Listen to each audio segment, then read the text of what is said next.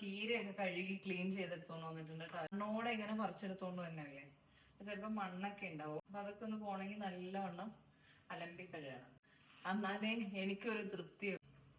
പിന്നെ ദാ ഇത്രയും തണ്ടുണ്ട് കേട്ടോ.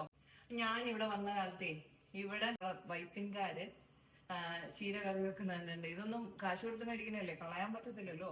അപ്പൊ എന്ത് ചെയ്യുമെന്നറിയാമോ? ഇതെന്താ, ഇതിന്റെ ഈ തൊണ്ടില്ലേ, ഇതിങ്ങനെ ചെറിയ എടുത്ത് കളഞ്ഞിട്ട് പിന്നെ ഇങ്ങനെ ഇരുന്ന് അരിയും. കുറേ സമയം എടുക്കും കേട്ടോ ഒരു ചീര ക്ലീൻ ചെയ്ത് വൃത്തിയാക്കി അരിഞ്ഞു വരാൻ വേണ്ടിയിട്ട്. അപ്പൊ ഇത് ഫുള്ള് തൊണ്ട് ഒരാള് തൊലി കളയാനിരിക്കുന്നു, അടുത്തയാൾ അരിയാനിരിക്കുന്നു. എന്നെ കെട്ടിക്കൊണ്ട് വന്ന സമയത്താണ്. ഇപ്പൊ ഇഷ്ടം പോലെ ആൾക്കാർ വീട്ടിലുണ്ട്. ഇവരിത് അരിഞ്ഞു കഴിഞ്ഞതിന് ശേഷമാണ് കഴുകുന്നത്. കാരണം ഈ അരിഞ്ഞു കഴിഞ്ഞിട്ട് വെക്കുമ്പോ ഉണ്ടല്ലോ, ചീര ഇങ്ങനെ കുഴമ്പ് മാതിരി. നോർമലി എല്ലാരും ചീര ആദ്യം കഴുകും, എന്നിട്ട് അരിയും, പിന്നെ കറി വെക്കും, അങ്ങനെയല്ലേ? അല്ല, തോരൻ വെക്കും, അങ്ങനെയല്ലേ? ഇവിടെ വന്നേ പിന്നെയാണ് ചീര അരിഞ്ഞിട്ട് കഴുകുന്ന കാണുന്നത്. ഓരോ സ്ഥലത്തും ഓരോ രീതിയല്ല.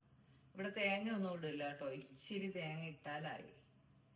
തേങ്ങയൊന്നും ഇടാതെ കുഴമ്പായിട്ട് എടുക്കണം. നമ്മളിങ്ങനെ ഉണക്കി തോർത്തി നല്ല ഡ്രൈ ആയിട്ടിരിക്കൂലേ, അപ്പൊ ഇങ്ങനെ ഞാനത് കുളിച്ചു തുടങ്ങി.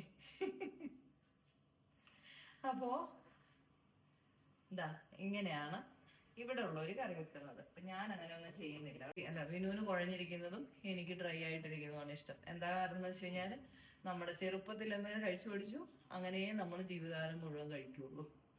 അതാണ് അതിന്റെ കാര്യം.